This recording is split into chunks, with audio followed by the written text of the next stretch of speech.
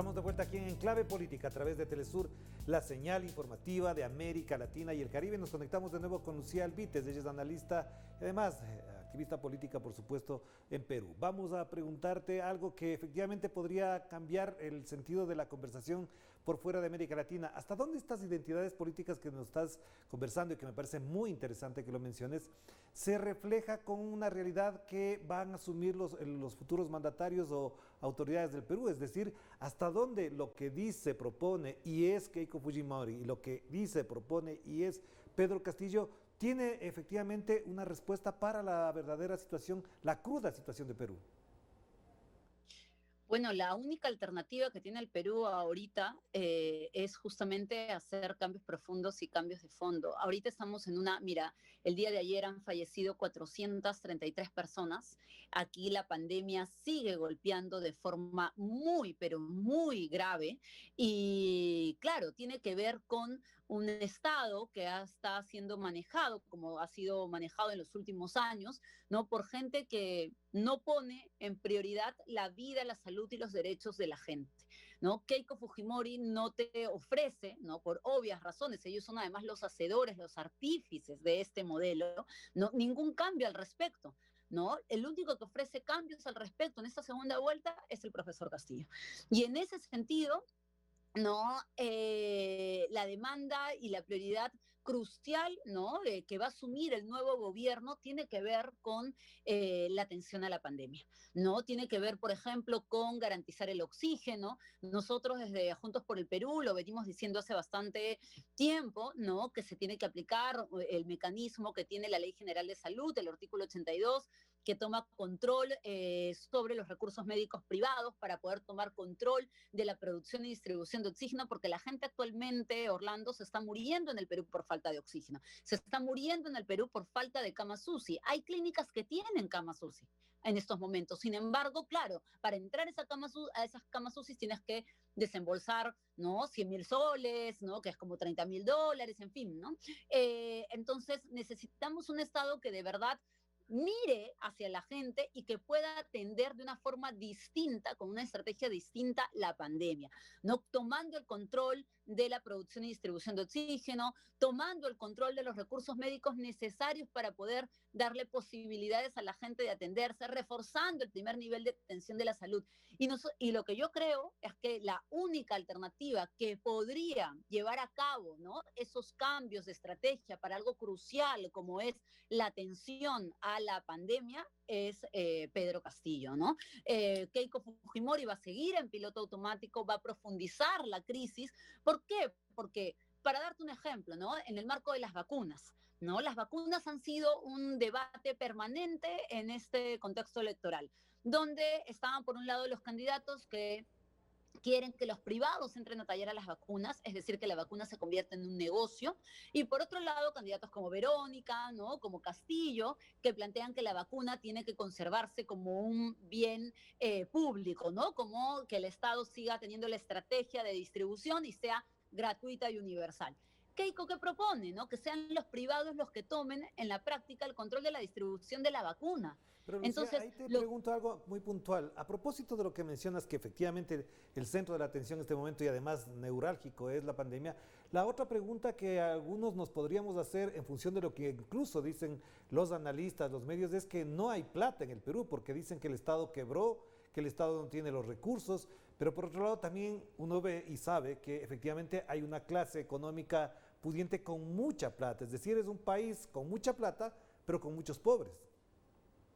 exactamente. Además, Orlando, mira, al Perú lo han vendido en su momento como el boom económico en América Latina, con un crecimiento económico, ¿no? Sobre todo en la primera década de los 2000, envidiable para América Latina. Sin embargo, siempre nos han dicho, ¿no? Que no hay dinero para la política social, no hay dinero para el gasto público, no hay dinero para la inversión pública. Actualmente el Perú tiene ahorros fiscales, es decir, lo que hemos ahorrado como peruanos y peruanas por nuestro trabajo, más de 70.000 millones de soles, ¿no? Sin embargo, no se quiere, por ejemplo, entregar bonos, ¿no? A las familias que lo necesitan, no se quiere invertir más en salud para poder reforzar el primer nivel de atención. O sea, dinero, recursos hay.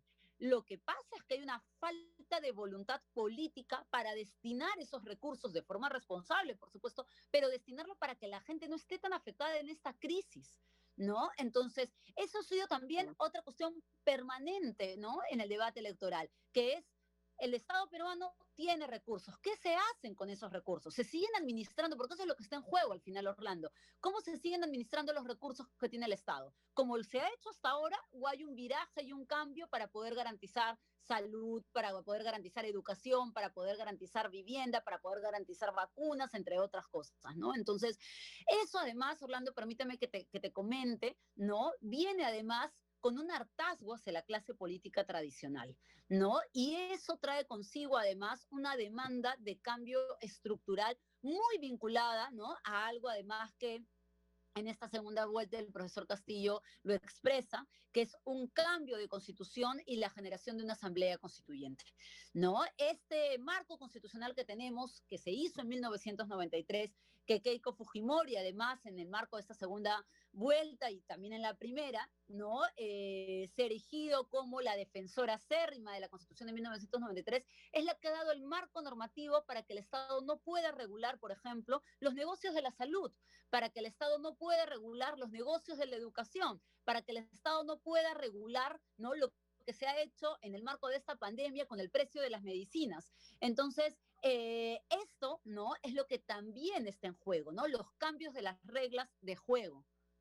Ya, pero Lucía, ahí entonces encontramos otro elemento para el análisis. En función de lo que pasó en las elecciones pasadas, en la conformación del Poder Legislativo del Congreso peruano, parecería que igual la dispersión no ayudaría a que el presidente, si fuese Castillo, por ejemplo, no tenga las condiciones necesarias para asumir este tipo de desafíos y retos que van desde lo constitucional hasta lo económico. ¿De qué manera entonces se avisora en este panorama de dispersión quizás una nueva crisis política que podría incluso, dadas las condiciones y cómo se ha manejado la derecha, tener a Pedro Castillo por poco tiempo en la presidencia?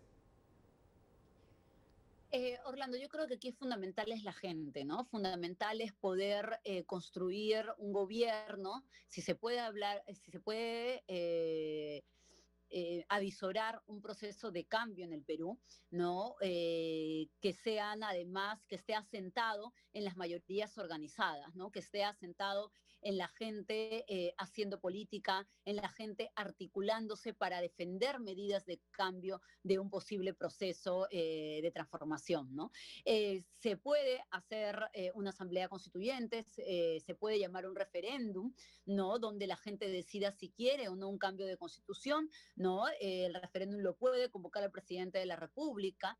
Creo que lo que ha faltado además todos estos años es una voluntad política, ¿no? Y sí creo en esto que tú planteas, ¿no? De que, claro, la composición del Congreso, por ejemplo, que vamos a tener ahora es un Congreso atomizado, un Congreso con diversas fuerzas, donde ninguna tiene la mayoría, ¿no? Donde las fuerzas de cambio que podrían verse como la bancada, por ejemplo, de Perú Libre, con la bancada o grupo parlamentario de Juntos por el Perú, no alcanzan tampoco a tener la mayoría, ¿no? Lo que es fundamental, pero fundamental, es el trabajo organizado con la gente, ¿no? En noviembre nosotros vimos lo que significó y lo que expresó la movilización ciudadana. Sin movilización ciudadana no se hubiera sacado el gobierno golpista de Merino que duró unos cuantos días, pero justamente porque la gente se volcó a las calles, porque la gente se organizó, porque la gente dijo, no vamos a dejar que esto pase, ¿no? Entonces, un proceso de cambio no puede venir de las alturas.